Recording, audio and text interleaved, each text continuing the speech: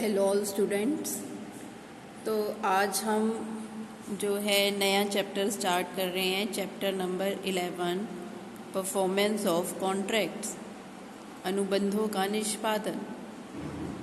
तो अब performance of contract जो है, इससे रिलेटेड सेक्शन जो हैं सेक्शन 37 से 61 में दिए गए हैं, जो भी प्रोविजंस हैं परफॉर्मेंस ऑफ कॉन्ट्रैक्ट के। अब परफॉर्मेंस ऑफ कॉन्ट्रैक्ट का क्या मतलब होता है? कॉन्ट्रैक्ट क्या होता है कि एक पार्टी प्रपोजल करती है, दूसरी उसको एक्सेप्ट करती है, यानी कि पार्टीज़ जो हैं आपस में प्रॉमिसेस करती हैं। जब दोनों पार्टीज़ अपने प्रॉमिसेस को फुलफिल कर देती हैं तो उसे क्या कहा जाता है? Performance of contract. तो अब सेक्शन 37 क्या कहता है? The parties to contract must either perform or offer to perform their respective promises unless such performance is dispensed with or excused under provisions of this act or any other law। कि जब तक इस अधिनियम या अन्य किसी अधिनियम की व्यवस्थाओं के अधीन निष्पादन से मुक्ति न दे दी गई हो, पक्षकारों को या तो अपने वचनों का निष्पादन करना चाहिए या उसका प्रस्ताव करना चाहिए। कि या तो पार्टीज जो हैं टू कॉन्ट्रैक्ट या तो अपने कॉन्ट्रैक्ट को फुलफिल कर देंगी, अपने प्रोमिसेस को फुलफिल कर देंगी, या ऑफर टू परफॉर्म करेंगी। ठीक है, जैसे कि मान लिया ए बी को कहता है कि मैं तुम्हें अपनी गाड़ी जो है सेल करूँगा 1 लाख रुपए में। बी कहता है ठीक है, मैं लेने के लिए तैयार हूँ। ए बी को गाड़ी दे देता है और बी उसको 1 लाख रुपए दे देता है। तो ये तो एक्चुअल परफॉर्मेंस हो गई। अब एक है offer of performance. Offer of performance क्या है कि एक पार्टी ने जो है दूसरी पार्टी को अभी ऑफर किया है कि वो कॉन्ट्रैक्ट को पूरा करना चाहता है। जैसे कि मान लिया ए ने बी के साथ एक कॉन्ट्रैक्ट किया है कि ए बी के लिए गुड्स मंगवा के देगा, जैसे वॉच मंगवा के देगा। ठीक है, अब ए ने वॉच मंगवा दी। ए ने बी को फ़ोन किया कि मैं तुम्हें जो है वॉच तुम्हारी मंगवा दी है, तुम ले जाओ आके। ठीक है, तो ये है ऑफर ऑफ परफॉर्मेंस कि ए बी को कहता है कि मैं जो है तुम्हें वॉच अब देना चाहता हूँ, जो तुमने मंगवाई थी वो अब आ चुकी है। ठीक है, तो यहाँ एक्चुअल परफॉर्मेंस नहीं हुई है, यहाँ एक ऑफर टू परफॉर्मेंस है। ठीक है, अब बी अगर आ जाता है ए की दुकान पे और फिर वो ले जाता है तो फिर ये एक्चुअल परफॉर्मेंस हो जाती है, पैसे दे जाता है। तो इसमें एक बात और दी गई है कि जब तक इस अधिनियम या अन्य किसी अधिनियम की व्यवस्थाओं के अधीन निष्पादन से मुक्ति न दे दी गई हो। मान लिया गवर्नमेंट का कोई लॉ आ जाता है, जैसे अब लॉकडाउन आ गया तो गुड्स की डिलीवरी बंद हो गई, तो कॉन्ट्रैक्ट को फुलफिल नहीं किया जा सका। जो एक डिस्ट्रिक्ट से दूसरी डिस्ट्रिक्ट में भी जाना पॉसिबल नहीं था, एक स्टेट से दूसरी स्टेट में जाना पॉसिबल नहीं था, एक कंट्री से दूसरी कंट्री में जाना पॉसिबल नहीं था। तो जब तक जो है किसी लॉ के अंडर कॉन्ट्रैक्ट की परफॉर्मेंस को जो है ख़त्म ना कर दिया गया हो, तब तक जो है पार्टीज़ को या तो इसकी एक्चुअल परफॉर्मेंस कर देनी चाहिए या फिर उसका ऑफर टू परफॉर्म करना चाहिए। ये सेक्शन 37 कहता है। तो अब इस चैप्टर में आप क्या क्या पढ़ोगे? सबसे पहले है obligation of parties to contract. ये क्या है? सेक्शन 37 के अकॉर्डिंग। फिर है effect of refusal to accept offer of performance, ये 38। By whom contract must be perform, ये 40 to 45। Time and place for performance, ये है 46 to 50। Performance of reciprocal promises, ये है 51 to 58। Then appropriation of payment, ये है 59 to 61। ठीक है, तो अब हम ये पढ़ेंगे सब चीज़ें। तो यहाँ पे हम सबसे पहले आ जाते हैं obligation of parties to contract. तो यहाँ पे ये जो है किस में दे रखा है? सेक्शन 37 में। तो यहाँ सबसे पहला पॉइंट है हमारा डेफिनेशन ऑफ परफॉर्मेंस। तो परफॉर्मेंस के बारे में क्या लिखा है कि अनुबंध के निष्पादन से आशय अनुबंध की समस्त शर्तों को पूर्ण रूप से पूरा करने से है। कि परफॉर्मेंस ऑफ कॉन्ट्रैक्ट का मतलब क्या है कि जो कॉन्ट्रैक्ट की जो भी कंडीशंस थी, जो भी प्रोमिसेस किए गए थे, उनको पूरा करना है। अब नेक्स्ट पॉइंट है हमारा, इज परफॉर्मेंस कंपल्सरी? क्या परफॉर्मेंस करना कंपल्सरी है? ठीक है, तो यहाँ सेक्शन 37 क्या कहता है कि वैसे तो जो पार्टीज टू कॉन्ट्रैक्ट है उनको या तो कॉन्ट्रैक्ट एक्चुअली परफॉर्म करना चाहिए या फिर ऑफर टू परफॉर्म करना चाहिए। लेकिन अगर कोई लॉ ऐसा आ गया है कि अब आप कॉन्ट्रैक्ट को पूरा नहीं कर सकते, या पार्टीज़ ने आपस में एक कॉन्ट्रैक्ट कर लिया है कि वो कॉन्ट्रैक्ट को पूरा नहीं करेंगी, तो भी पूरा करने की ज़रूरत नहीं है। ठीक है, तो इन केसेस में तो वो पूरा नहीं करेंगे। लेकिन अगर पार्टीज़ ठीक हैं, वो परफॉर्म कर सकती हैं, तो उन्हें पूरा करना पड़ेगा। लेकिन अगर ऐसा हो जाता है कि परफॉर्मेंस से पहले किसी पार्टी की डेथ हो जाती है, तो वो कॉन्ट्रैक्ट की परफॉर्मेंस कौन करेगा, कौन पूरा करेगा उसे? उसके लीगल रिप्रेजेंटेटिव करेंगे। अगर कोई एग्रीमेंट इसके कॉन्ट्रेरी ना हुआ हो, इसके विपरीत ना हुआ हो, मतलब ये भी हो सकता है कि पार्टी ये कह सकती है कि सिर्फ हम दोनों अगर जीवित होंगी तो ही कॉन्ट्रैक्ट पूरा होगा, कोई और थर्ड पार्टी इसको पूरा नहीं करेगी। तो अगर किसी पार्टी की डेथ हो जाती है तो उसके लीगल रिप्रेजेंटेटिव्स करेंगे। ठीक है, उसके बाद नेक्स्ट पॉइंट है हमारा कि जो परफॉर्मेंस है, परफॉर्मेंस कितने टाइप की होती है? 2 टाइप की हो सकती है, जो हमने अभी पढ़ा है, एक एक्चुअल परफॉर्मेंस और एक अटेम्प्टेड परफॉर्मेंस और ऑफर ऑफ परफॉर्मेंस। तो जो एक्चुअल परफॉर्मेंस है वो क्या होता है कि जब पार्टीज टू कॉन्ट्रैक्ट, ये अभी मैंने आपको बताया भी है कि जब पार्टीज टू कॉन्ट्रैक्ट अपनी जो प्रोमिसेस हैं उनको पूरा कर देते हैं तो वो एक्चुअल परफॉर्मेंस है। ठीक है, लेकिन यहाँ पे एक पॉइंट और है कि अगर किसी कॉन्ट्रैक्ट को पूरा करने के लिए, ठीक है, किसी पर्सन की स्किल चाहिए, तो वो कॉन्ट्रैक्ट वही पूरा करेगा, उसके लीगल रिप्रेजेंटेटिव उसको पूरा नहीं कर सकते।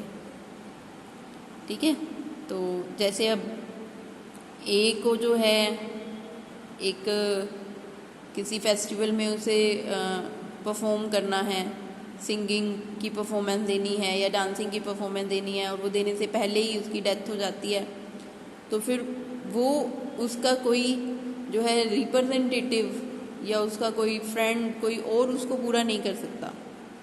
ठीक है, क्योंकि कॉन्ट्रैक्ट उसी की जो है सिंगिंग के लिए हुआ था, वो पर्सनल एक स्किल है, जो एक एबिलिटी है जो कि वही परफॉर्म कर सकता है। उसके बाद अटेम्प्टेड परफॉर्मेंस और ऑफर ऑफ परफॉर्मेंस। तो यहाँ पे जो है क्या होता है कि एक पर्सन अभी कॉन्ट्रैक्ट को पूरा करता नहीं है, सिर्फ उसका एक ऑफर करता है। ठीक है, तो अब जैसे कि मैंने आपको बताया भी सही कि ए ने जो है एक ए और बी के बीच में एक कॉन्ट्रैक्ट हुआ कि एक घड़ी का जो है एक ऑर्डर दिया गया। ठीक है, बी ने ए को दिया एक ऑर्डर, तो ए ने वो घड़ी मंगवा दी।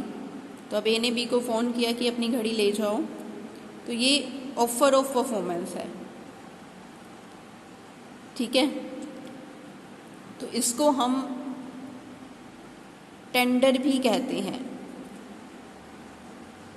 ठीक है, तो अब एक सेक्शन 38 के अकॉर्डिंग क्या लिखा हुआ है कि जब प्रोमिसर जो है वो अपनी जो लायबिलिटी है उसको पूरा करने का एक ऑफ़र करता है, लेकिन दूसरी पार्टी उसे एक्सेप्ट नहीं करती, तो इसे एक्चुअल परफॉर्मेंस ही माना जाता है।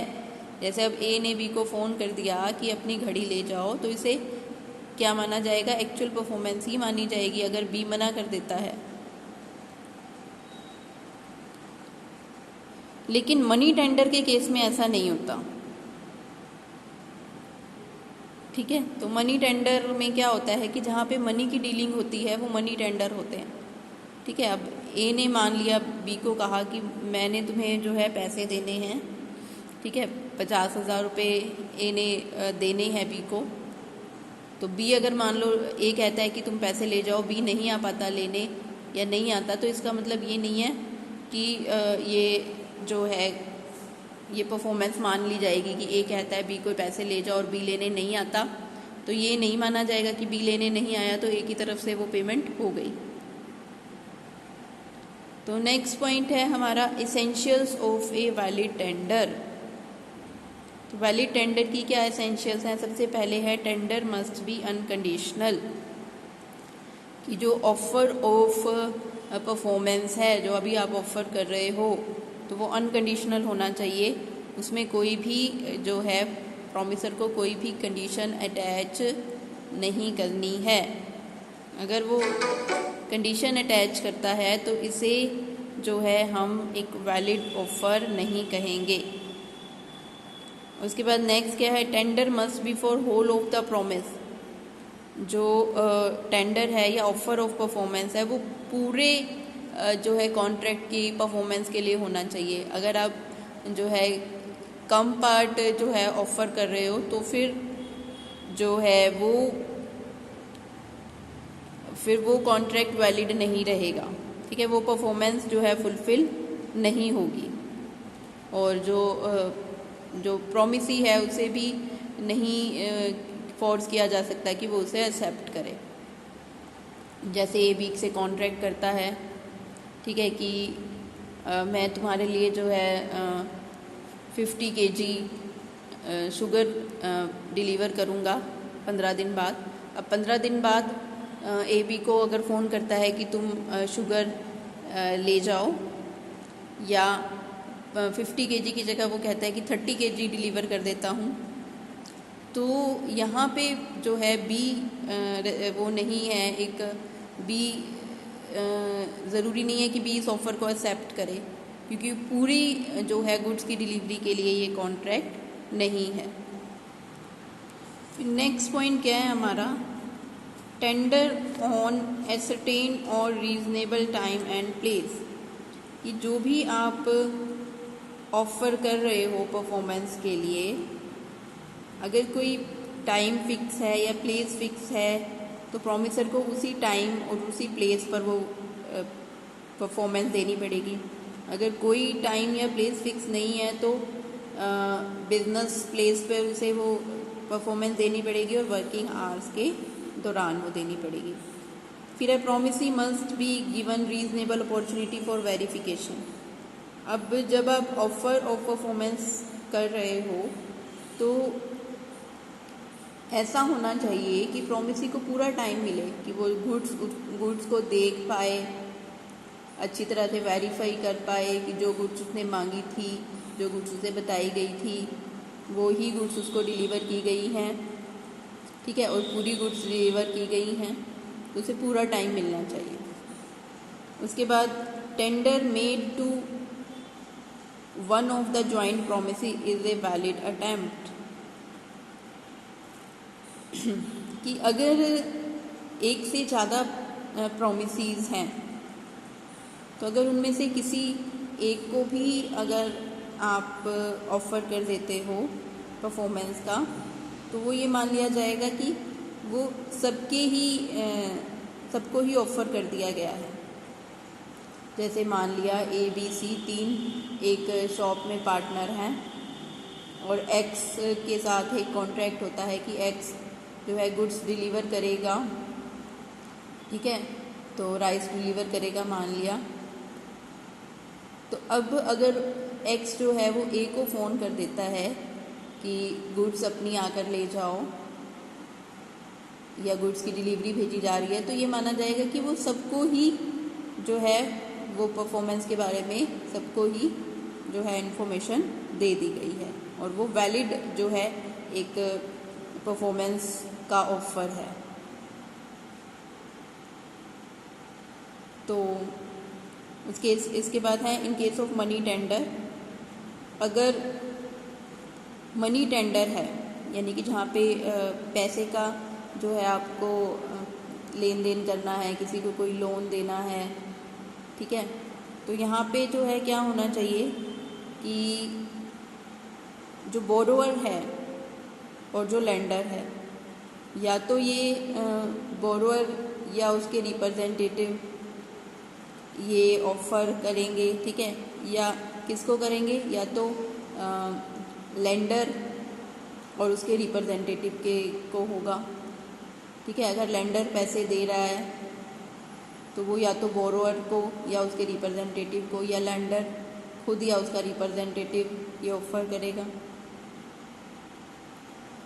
और ये जो टेंडर है, मनी टेंडर है, ये जो भी कॉन्ट्रैक्ट हुआ है उसके अकॉर्डिंग होना चाहिए, जो भी स्पेसिफिक प्लेस है उस पर होना चाहिए, टाइम पर होना चाहिए, और जो टेंडर है ये पूरे अमाउंट के लिए होना चाहिए, और जो आपकी जो करेंसी है यूज़ में उसमें होना चाहिए, ठीक है। जैसे ए बी को कहता है कि भाई मैंने जो है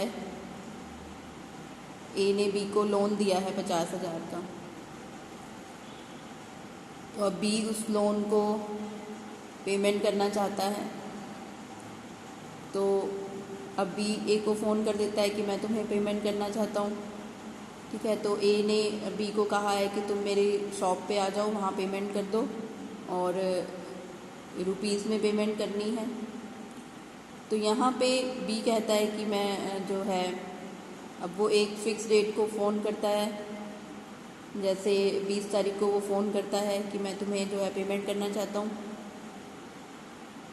तो यहाँ पे जो ये ऑफ़र ऑफ परफॉर्मेंस है, ये जो भी उनके बीच में डिसाइडेड है कि एक फ़िक्स डेट को फ़िक्स टाइम पे या जो भी प्लेस है वहाँ पे आकर बी जो है कहेगा कि मैं तुम्हें देने आ रहा हूँ पेमेंट। तो अगर ए उसको कह देता है हाँ आ जाओ, तो ये जो ऑफ़र है बी की तरफ से, ये मनी टेंडर के केस में पूरे अमाउंट के लिए होना चाहिए कि 50,000 अगर उसने लिए थे तो 50,000 की वो पेमेंट कर रहा है, और रुपीज़ में कर रहा है, इंडियन करेंसी में कर रहा है, ठीक है। अगर जो है प्रोमिसी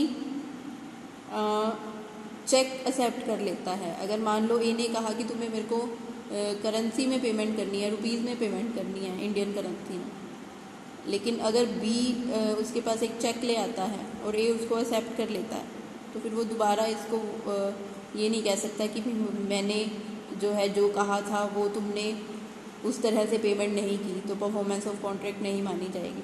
अगर ये एक्सेप्ट कर लेता है तो फिर दोबारा से वो इसको इसके लिए मना नहीं कर सकता।